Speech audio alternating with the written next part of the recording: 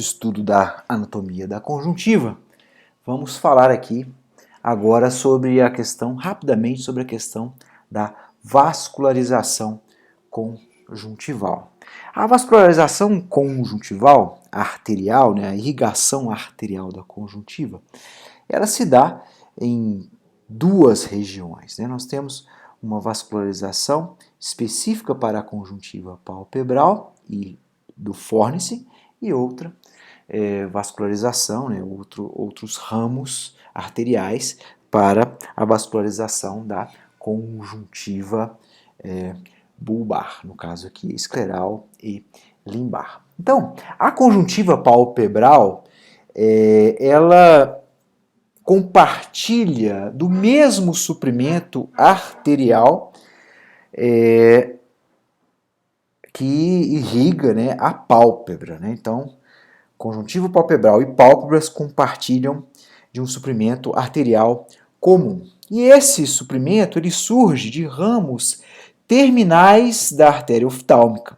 Então, nós temos a participação do ramo dorsal, nasal, frontal, supraorbital e lacrimal da artéria oftálmica, que formam duas arcadas.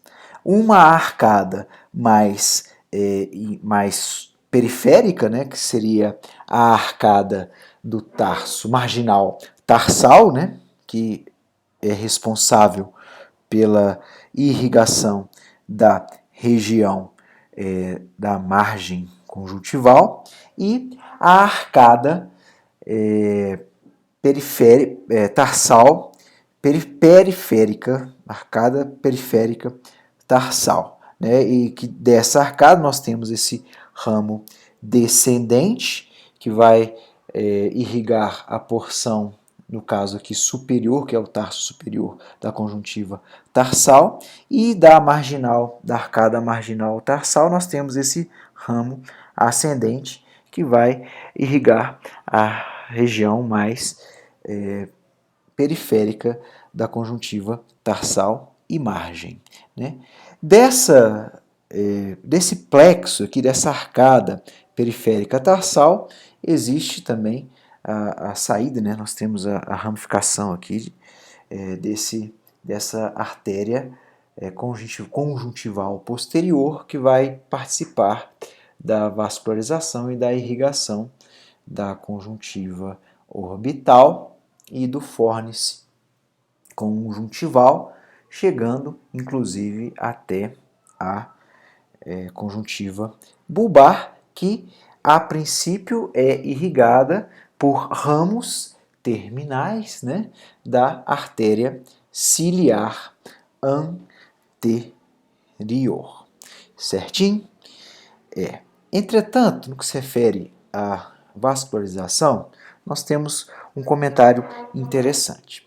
Os vasos conjuntivais, eles mantêm a sua posição superficial, mas existe também uma região, uma circulação mais profunda, além dos vasos conjuntivais. Existe uma circulação profunda que fornece suprimento sanguíneo para as arcadas à periferia, que estão situadas à periferia da córnea, íris e corpo ciliar. Então, nós temos nessa vascularização conjuntival os vasos conjuntivais superficiais e uma vascularização mais profunda que está relacionada com a periferia da córnea, com a íris e com o corpo ciliar. Por que nós estamos comentando isso? Porque, olha que interessante, quando nós temos um processo inflamatório da conjuntiva, nós temos um engurgitamento somente desses vasos superficiais. Vasos superficiais estes que não estão presentes completamente no limbo. né, de uma forma tão entrelaçada no limbo. Então, em casos de inflamação e infecção conjuntival, a hiperemia proveniente do ingurgitamento vascular tende a poupar a região limbar. Então, aqui nós temos um quadro, um paciente com conjuntivite, que é uma inflamação, uma infecção da conjuntiva, e percebemos um ingurgitamento vascular mais periférico. Nos processos inflamatórios já da córnea, da íris e do corpo ciliar, nós temos o engurgitamento dessas arcadas mais profundas, né? Que são, que se preenchem, que se localizam na região do limbo. Então, essa hiperemia causada pelo engurgitamento de processos inflamatórios da córnea, da íris, do corpo ciliar, essa hiperemia ela é localizada em volta do limbo. E clinicamente esse processo se manifesta como a injeção injeção ciliar. Então, no olho aqui à nossa direita, nós temos um paciente com uma uveíte, que é uma inflamação da úvea, né, no caso, é uma uveíte anterior, né, do corpo ciliar e da íris. Então, nós temos um engurgitamento centralizado, uma hiperemia perilimbar, limbar, na verdade. E, no caso da conjuntivite, nós temos um engurgitamento dos vasos superficiais que tendem a poupar o limbo córneo-escleral. Outro aspecto interessante sobre a vascularização conjuntival é que os capilares conjuntivais eles são fenestrados, né? E a oxigenação e a nutrição dessa estrutura se dá pelo suporte vascular e por causa desses capilares fenestrados, né?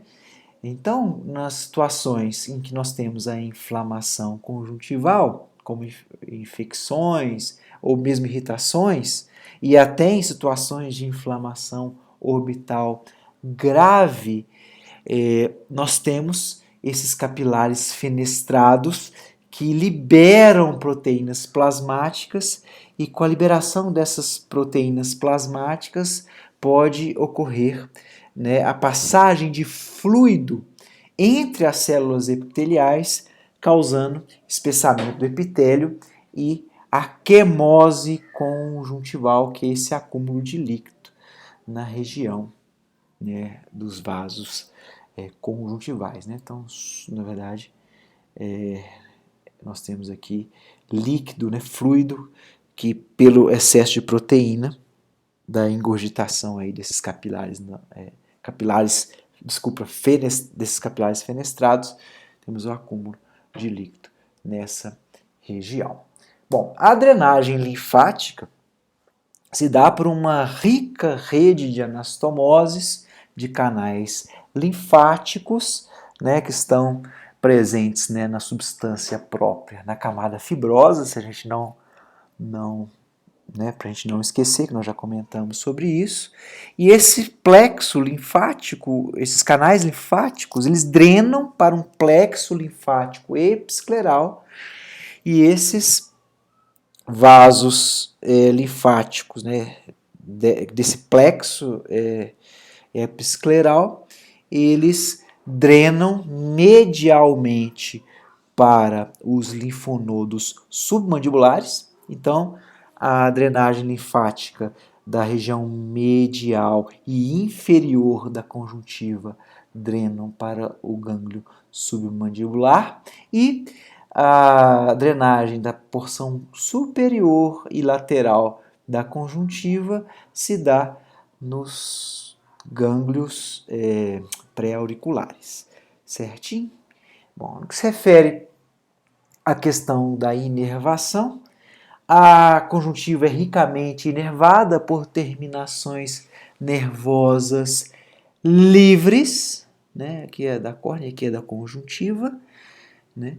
Do nervo lacrimal, supraorbital, supratroclear e ramos infraorbitais do ramo oftálmico do nervo trigêmeo. O limite da sensibilidade tátil da conjuntiva é 100 vezes maior que no centro da córnea. Estou falando aqui que o limite ele é maior. Então, podemos dizer, né, que a conjuntiva dói 100 vezes menos, né, que a córnea, porque o limite tátil é maior. É menos sensível na região perilimbar e mais sensível ao longo da conjuntiva palpebral e marginal. Então, dói mais, né, mais sensível próximo da margem, na pálpebra, e menos, a conjuntiva é menos sensível na região perilimbar. E essa dor pode ocorrer com inflamação, defeito epitelial, hipóxia, né, que nós temos as deformações dessas terminações nervosas. Então, todos esses plexos confluem aqui no ramo oftálmico do quinto par. Certinho? Bom, agora vamos tecer alguns comentários rápidos acerca da fisiologia, da função da conjuntiva, né? Então, a conjuntiva ela é importante, né?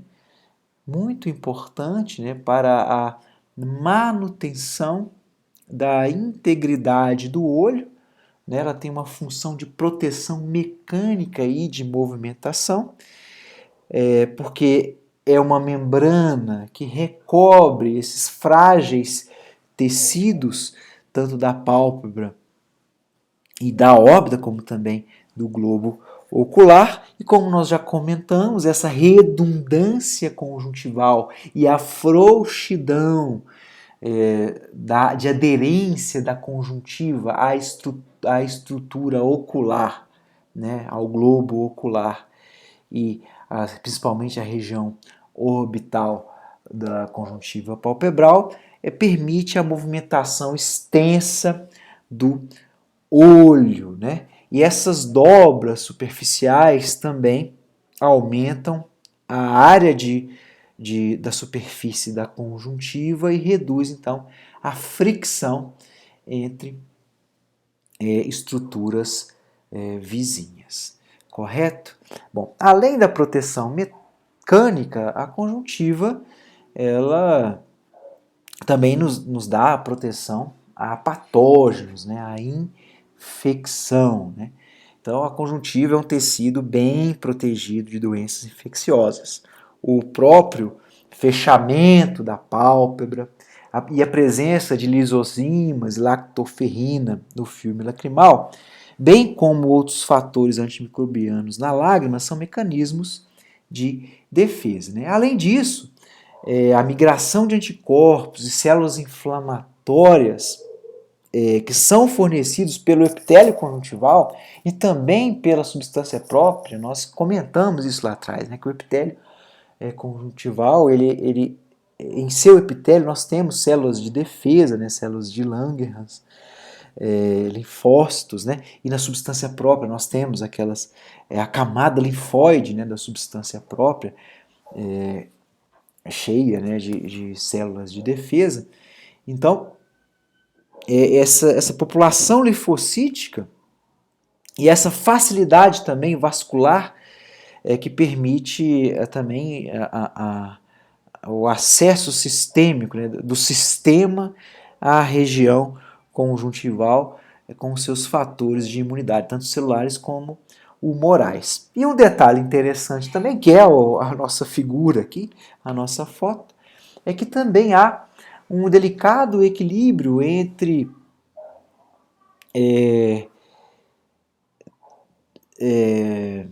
tolerância ao hospedeiro e invasão parasitária. Então nós temos uma flora bacteriana normal na conjuntiva. E existe um equilíbrio dessa flora. Então, na superfície ocular de indivíduos saudáveis, nós temos uma população pequena de bactérias, tipicamente Staphylococcus coagulase negativos, dentre eles o mais comum é o Staphylococcus epidermidis, né, que é o mais comum, e essa regulação,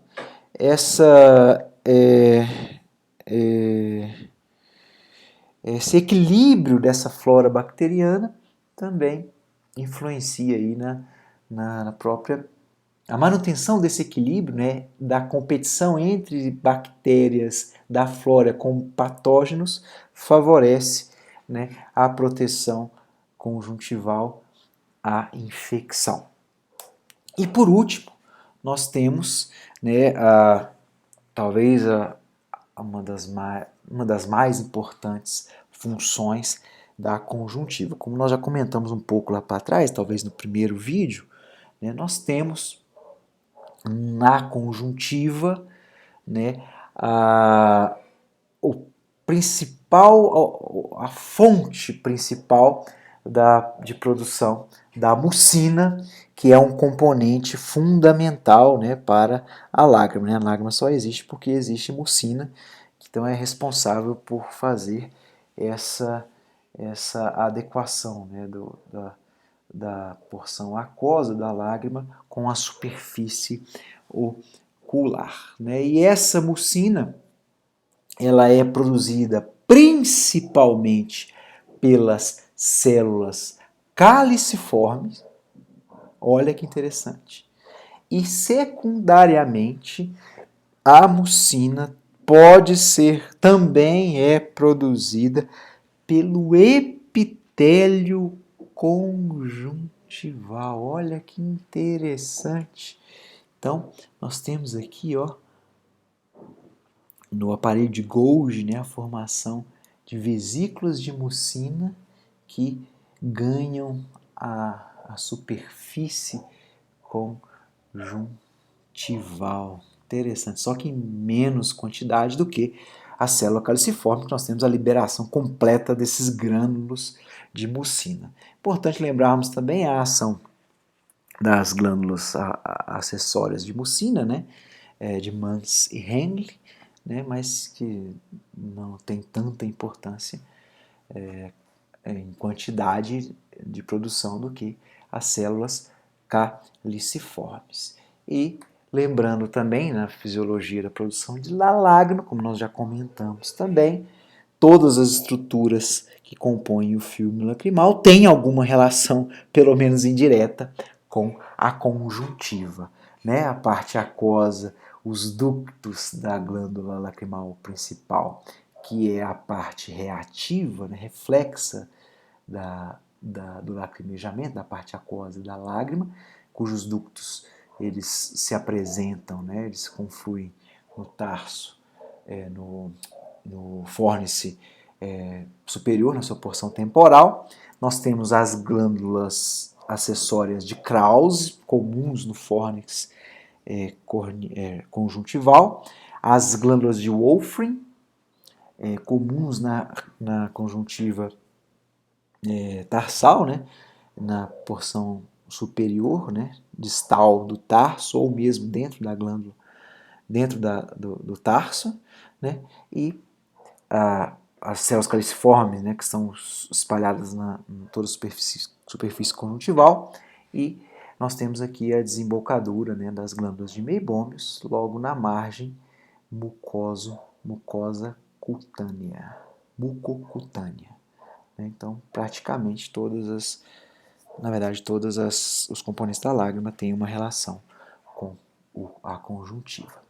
A questão da fisiologia da lágrima em si, nós vamos estudar provavelmente no nosso próximo encontro, e vamos falar um pouquinho sobre a anatomia do filme lacrimal.